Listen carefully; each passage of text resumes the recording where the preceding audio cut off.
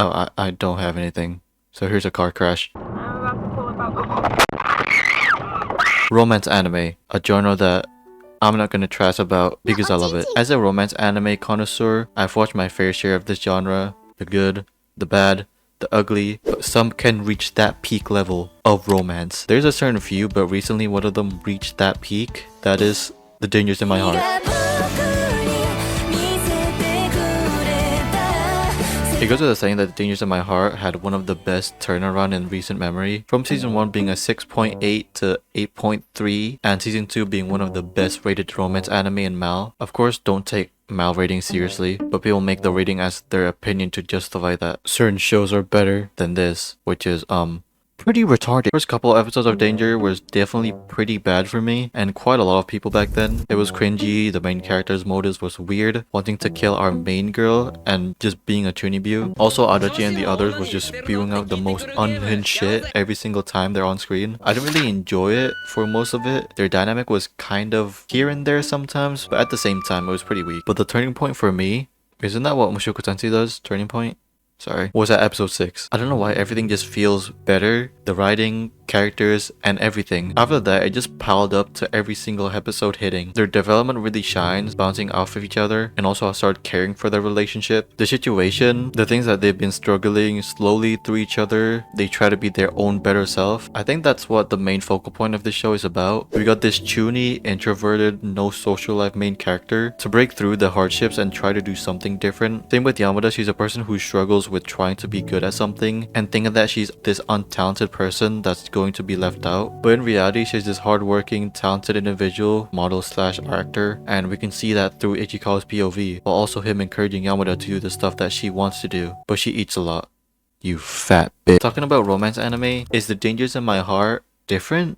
No, it is your bog standard romance anime with a lot of cliches, like your lonely introverted protagonist, the girl having something that stands out for this show, that is her eye. Although she's only 5'8", but for an Asian girl that's pretty tall. A lot of misunderstandings, prolonging the confession, and that's fine. When when I watch a romance, the confession is not the main priority. It is to a certain extent, but what I need is a good main 2 characters and supporting ones. It's fine being a generic show. What, you want to put them in college rather than high school or middle school? Because that's just such a 200 IQ idea. It's how you use the genre. You get the basis of a normal romance show, but you have great characters, character dynamics, writing, dialogue, and more. Of course, there is more than that, like the production, but we'll talk about that soon. Because most of episodes in a romance show is characters going off, doing random little things, going on events, and if the characters are not interesting, then GG. This is not a romance anime, but the detectives already dead definitely lack that dynamic between the characters. If you don't care about the characters, then you wouldn't really care about the show. The 2 main leads are probably the main factor of if your romance show will be good or not. The story revolves around them. Usually the main lead is always a pussy ass bitch. Well, Ichikawa is, but that is the point of the story. He's not just a pussy because, oh my god, a woman touched me. It's to develop Ichikawa so that he can just talk to people and slowly have a better relationship with Yamada. He won't randomly have confidence to talk to Yamada about, you know,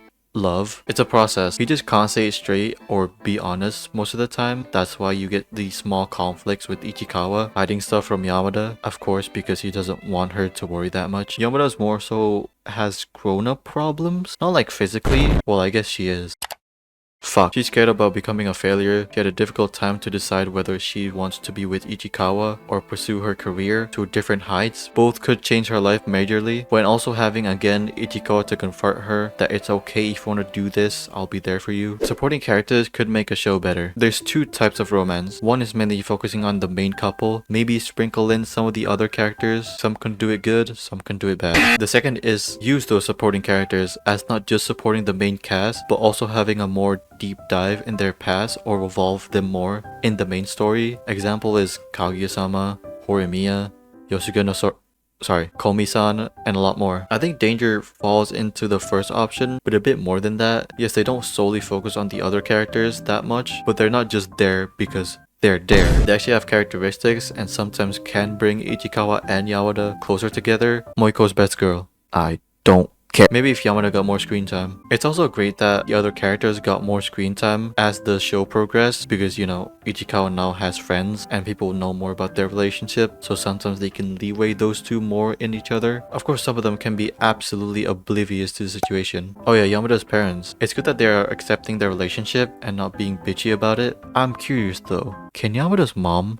really take that hunk of a man? And Ichikawa's sister, she's such a good supporting role for Ichikawa. She's almost like Komachi for Hikigaya. Season 2 accommodated everything, but to the next level. It's still a normal romance, but it's one of those that feels realistic. It's a slow burn. Every single episode they explore more on the characters, developing them more, and little by little, they understand each other. Slowly but surely they're maturing, giving each other chocolate, being more open about each other that they've always struggled at. These type of moments, these little things that they care about, every little development so that the climax hits harder for you. Episode 6 was a full view of how far Ichikawa's character has come from this lonely ass edgy kid to someone that can stand on stage proudly without any help and can spew words that come straight out of his mind. Of course, there's some more examples of that. Episode 12, that's the wrong one. Episode 13 is the confession scene, the climactic moment, and its peak. Everything just comes together. I love that the place that they use for the confession is the Fushimi Inari shrine. I think they said in the episode that if you go through here, your relationship will last longer. I forgot. Again, the build-up is great. The direction is amazing. The karte thing changed to white because the karte, I think, symbolizes like Ichikawa's inner thoughts and his growth. I like that also Ichikawa confesses first. I think it's a good way to showcase his development, and Ichikawa waited for Yamada's answer because she was going to do the audition. Well, she could have answered him, but she interrupted. To be honest, it wouldn't get the mood right if Yamada said that there beside the road. Definitely a good callback that she answered Ichikawa's confession in the library. Also, nice little detail that they added this, that Ichikawa was stabbing Adachi, but it was in a playful manner, and this line by Ichikawa is very nice. You know what else is nice? The production. As the anime man,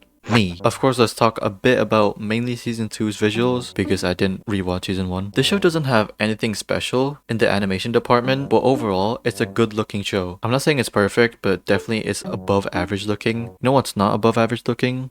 The OP. The OP is directed and storyboarded by Tetsuya Araki, also with the help of his team in Wit Studios, bringing in some of those talented animators for the OP.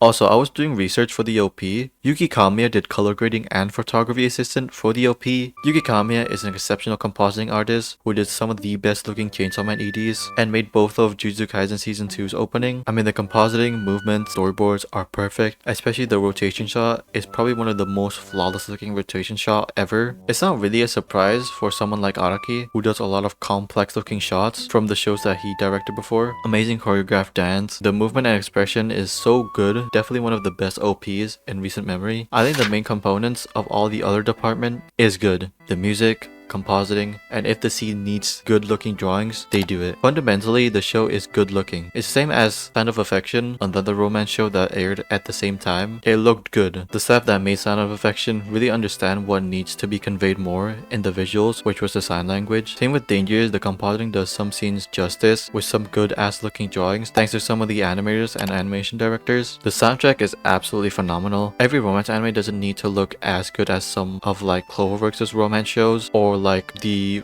first episode of Komi-san, which was a masterpiece in terms of adaptation. Surprisingly, this show is really good directed. It's those very subtle types of direction that most people don't see it, but can elevate it so much. A good example is Horimiya. The direction is subtly beautiful, they play with the colors quite a lot, and that show is just visually looks appealing. The show is produced by Shin-En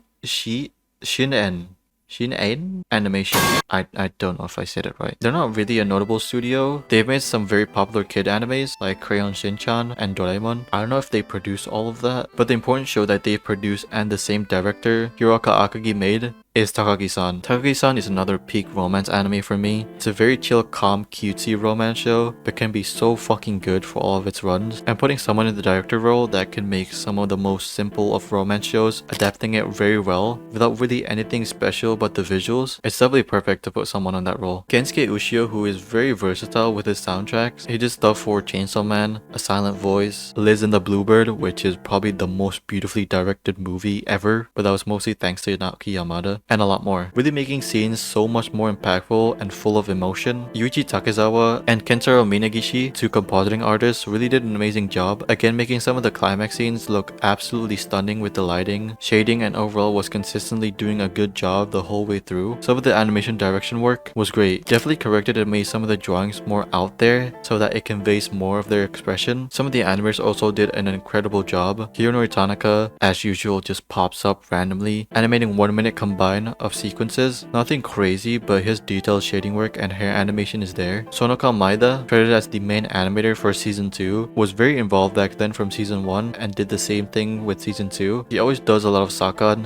/ animation directing work. Before season 2, she did some cuts and was chose to do the confession scene, which looked great. The fabric, hair, and the overall drawing really gets the emotion through. Really goes to show of what a dedicated team can do for an adaptation with probably the minimal amount of resources that they had, but the sheer passion and love for the source material really made this adaptation a masterpiece. Thank you guys so much for watching this video. I'll be honest, I would do the same outro thing like with my freaking video, but this video is longer than I expected. But yeah, if you guys like this video, leave a like. If you hate it, leave a like. Comment down below what are your thoughts about the dangers in my heart, or if I got some things wrong. And yeah, and also if you want these type of reviews, I'm not the best at reviews, but if you want me to do more of these, give me more views. Hope you guys enjoyed this video. See you guys next time.